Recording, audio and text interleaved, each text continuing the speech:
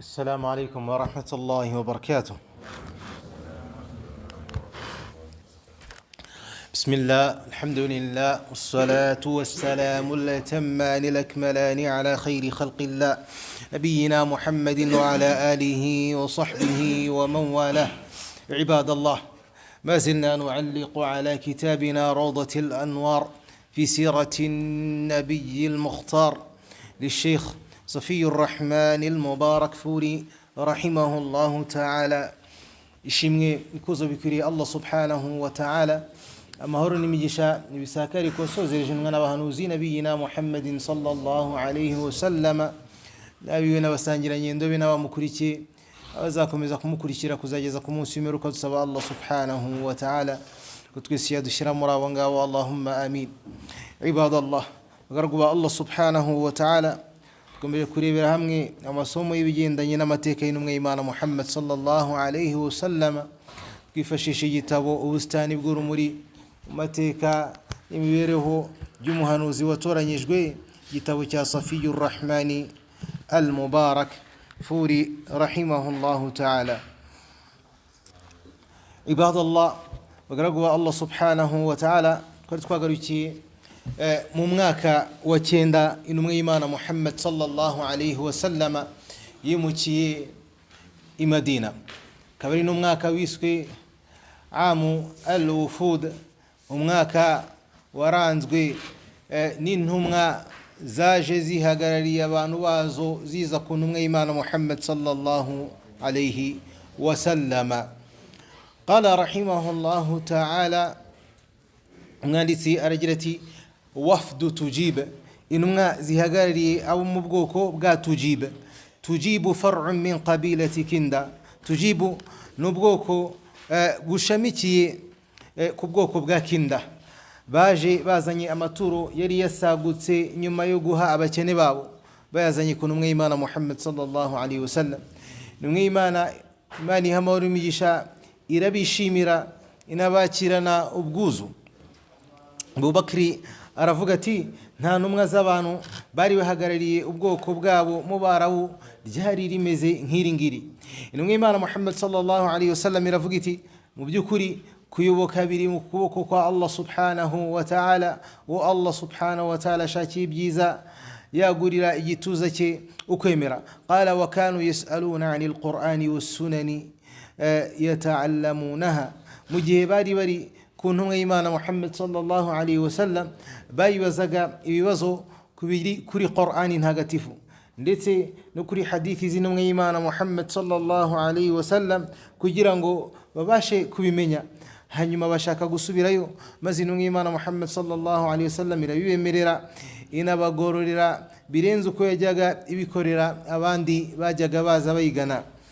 Inababaza niba nta usigaye muri bo itagororeye, barabwira bati hasigaye umusore twasize arinze imizigo yacu, ni nawe muto mu myaka muri twe. Intumwa y'Imana Muhammad sallallahu alayhi wa sallam ibasaba ko bamuyoherereza. Hanyuma uwo musore araza aravuga ati yewe ntumwa y'Imana, nge narindi kumwe n'abantu bavuye aha mu kanya, ukabakemurira ikibazo, none nagiraga ngo nanjye unkemurire ikibazo.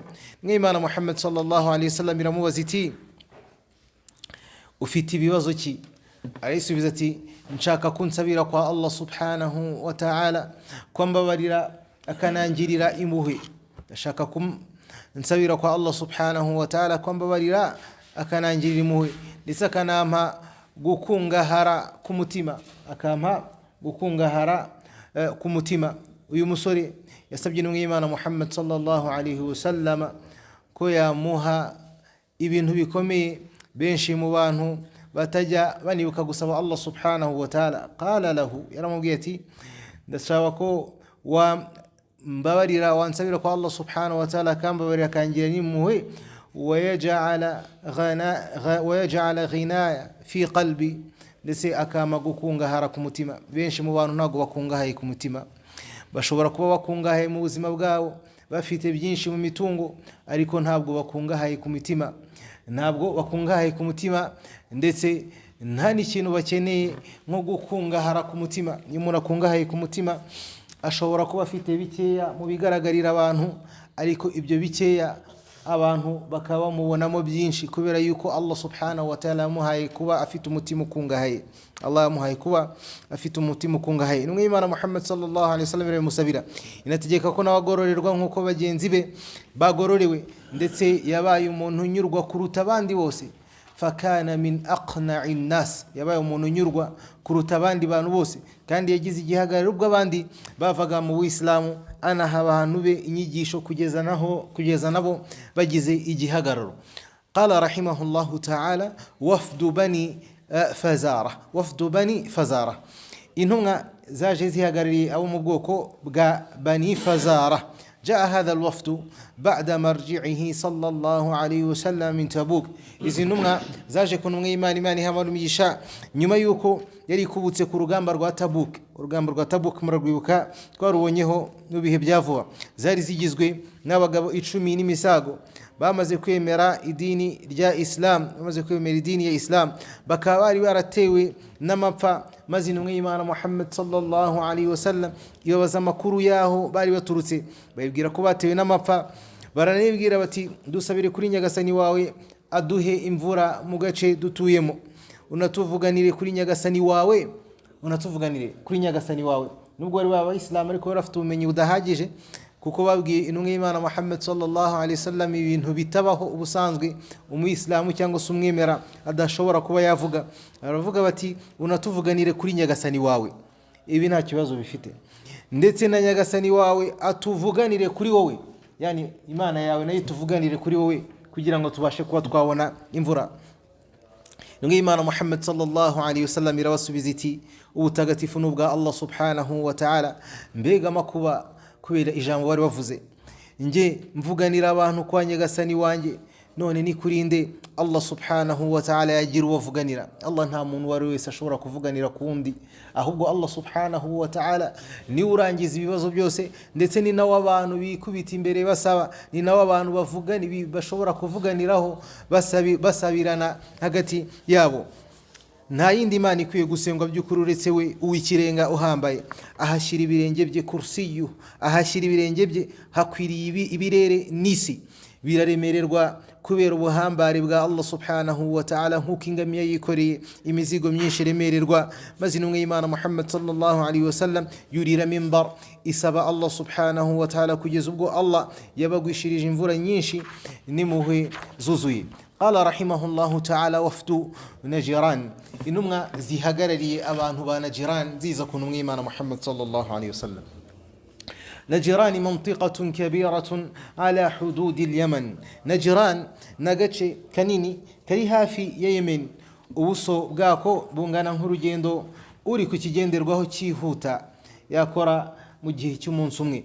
Kakaba kari kagizwe n'ibyaro 73, harimo ingabo 120, bose bari mu idini ry'Abanasara. Abantu bose bari batuye muri kano gace ka Najran bari mu idini ry'Abanasara. Intumwa y'Imana Muhammad sallallahu alaihi wasallam yandikira umuyobozi wabo imuhamagarira kuba umuyisilamu. Ubwo yasomaga urwandiko rw'intumwa y'Imana Muhammad sallallahu alaihi wasallam yagize ubwoba, agisha inama abamuri hafi, nyuma ayigisha abantu muri rusange, maze bemeza ko bagomba kohereza intumwa y'Imana Muhammad sallallahu alaihi wasallam, bemeza ko bagomba kohereza intumwa zibahagarariye ku ntumwa y'Imana zigakemura ikibazo. Hanyuma bohereza itsinda rigizwe n'abagabo 60 baza ku ntumwa y'Imana Muhammad sallallahu alaihi wasallam.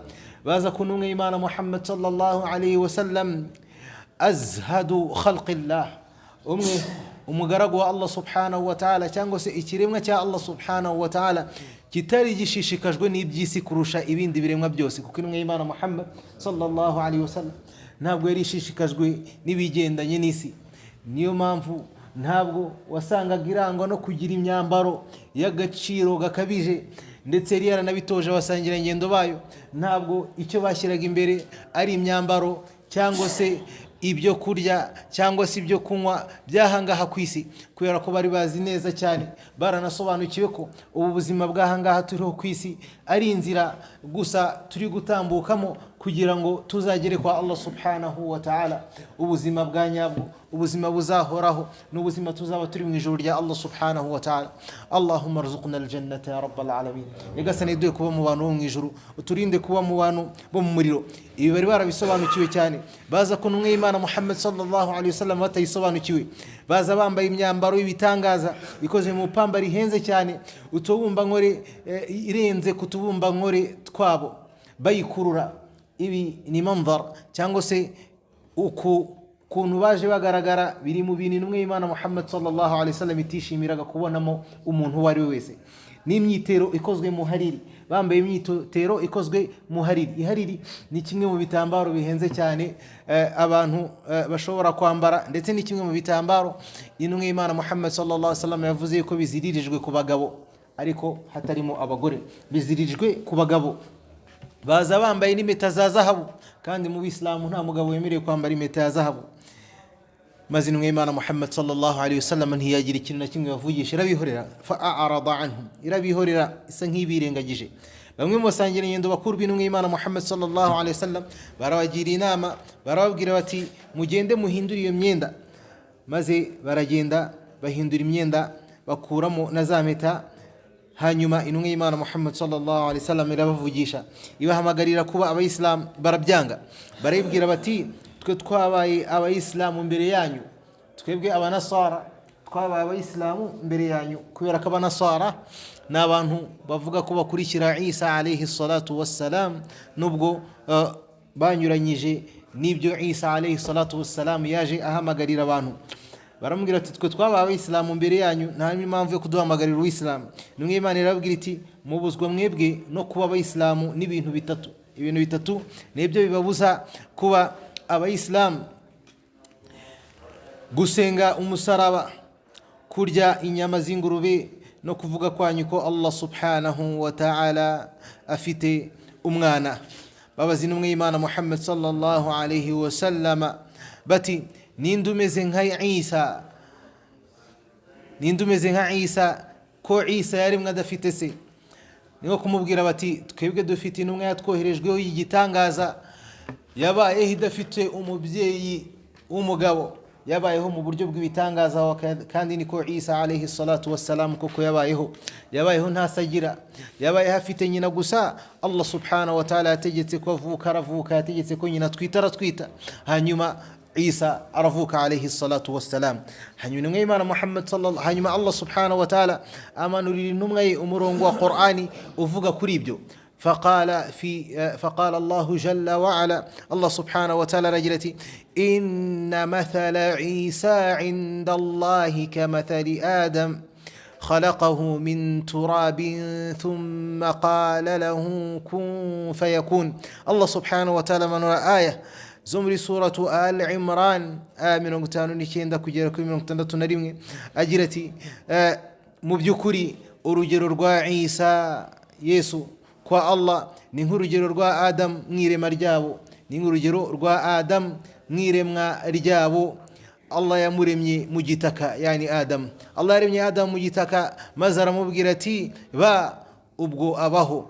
Uku nukuri guturutse kwa Nyagasani wawe, bityo ntube mu bashidikanya ubwo bazakugisha impaka kubirebana nawe, ubwo bazakugisha impaka kubirebana nawe Isa nyuma y'ubu bumenyi bakugezeho. Uzavuga uti nimuze duhamagara abana bacu, niba kugisha impaka, yani abantu ba Isa alayhi salatu wassalam wa nasara, niba kugisha impaka kuri Isa, uzababwira uti nimuze duhamagara abana bacu n'abana banyu, abagore bacu n'abagore banyu, natwe ubwacu namwe ubwanyu, hanyuma dutakambe dusaba ko umuvumo wa Allah uba kubabeshyi.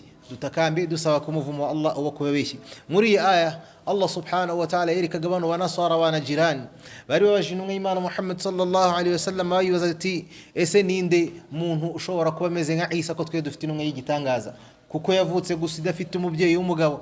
Allah subhanahu wa ta'ala bereka ko Isa atari igitangaza, atari igitangaza kuruta abo Allah subhanahu wa ta'ala yaremye. Abaha urugero rwa Adamu alayhi salatu wassalam, utarufite se ndetse akagira na nyina. ما كان لديه الأب والأم.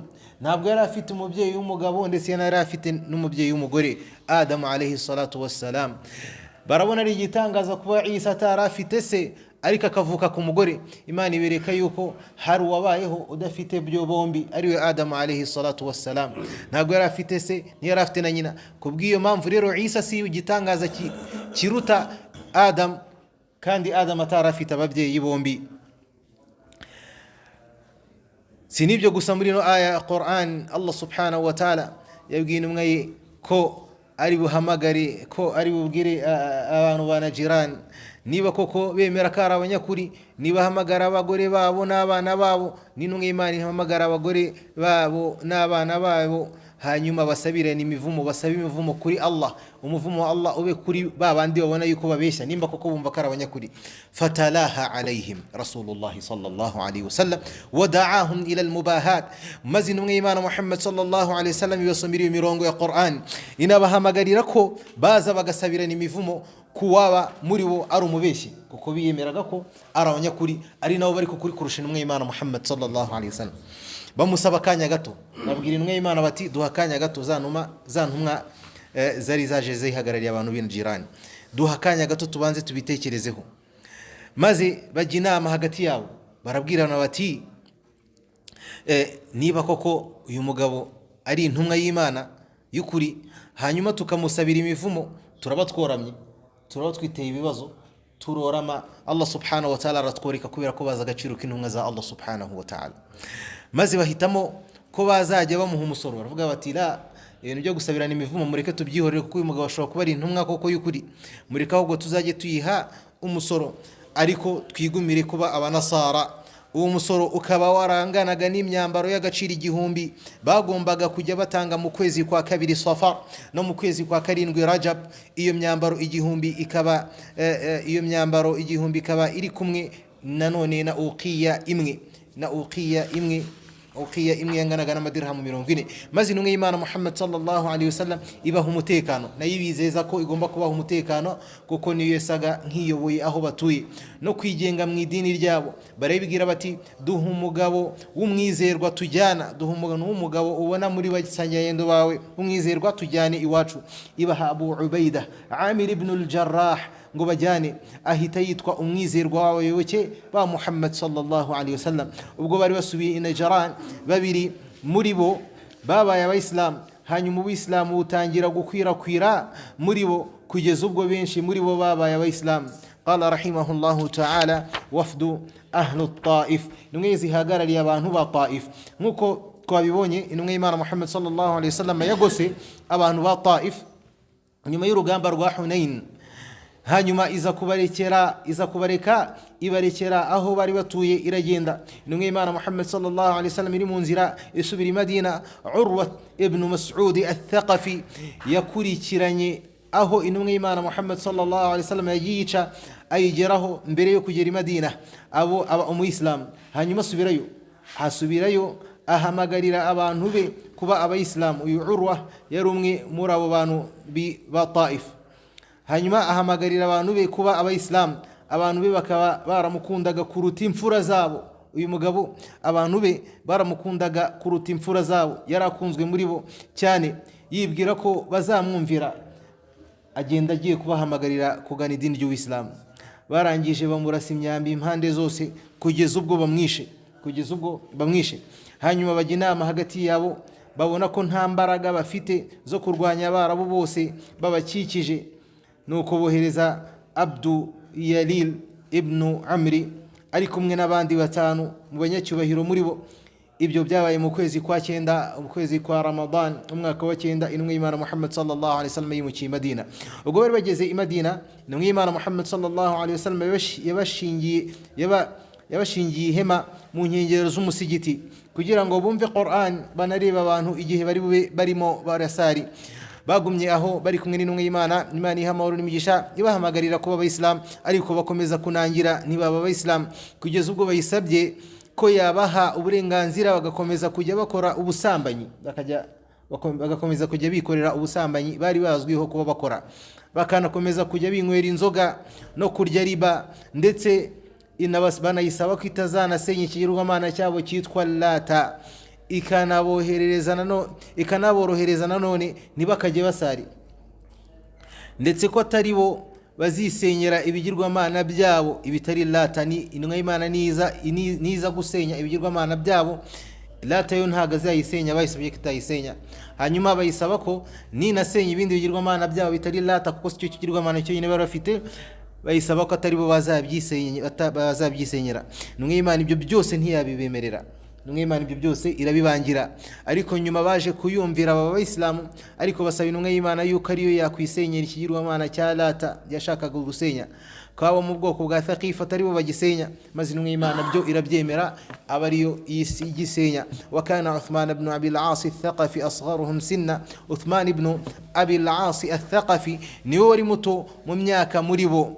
Bajyaga bamusiga ku mizigo yabo iyo babaga bagiye ku ntumwa y'Imana. Iyo babaga bagarutse, Uthman yajyaga ku ntumwa y'Imana, Imana ihamurumisha ikamwigisha Qur'an, yasanga iryamye Abu Bakr akaba ari we umwigisha, kugeza ubwo yafashe mu mutwe byinshi muri Qur'an, ariko akabihisha bagenzi be. Ubwo babaga Abayisilamu, intumwa y'Imana, Imana ihamurumisha yamugize umuyobozi wabo kubera umuhate yari afite mu Buyisilamu no gusoma Qur'ani ndetse no kwiga idini. Waraja al-wafdu ila qawmihi fakatama anhum imanahu, abari bagize iryo tsinda basubiye mu bantu babo bari baje bahagarariye, ariko babahisha ko babaye Abayisilamu, babatinyisha intambara, barabwira bati nimutaba Abayisilamu n'akazi kanyu, niwe Imana izabatera iri kumwe n'ingabo zayo. Baranababwira bati twasanze umugabo ari umunyamwaga,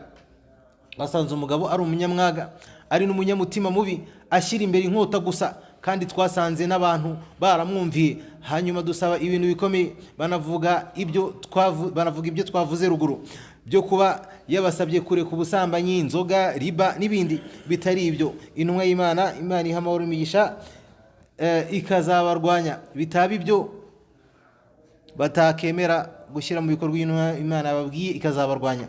Maze bagira ubwibone, bitegura urugamba iminsi 2 cyangwa 3. Hanyuma Allah subhanahu wa ta'ala bateza ubwoba mu mitima yabo, babwira ryatsinda bati nimusubireyo mumuhe ibyo yabasabye.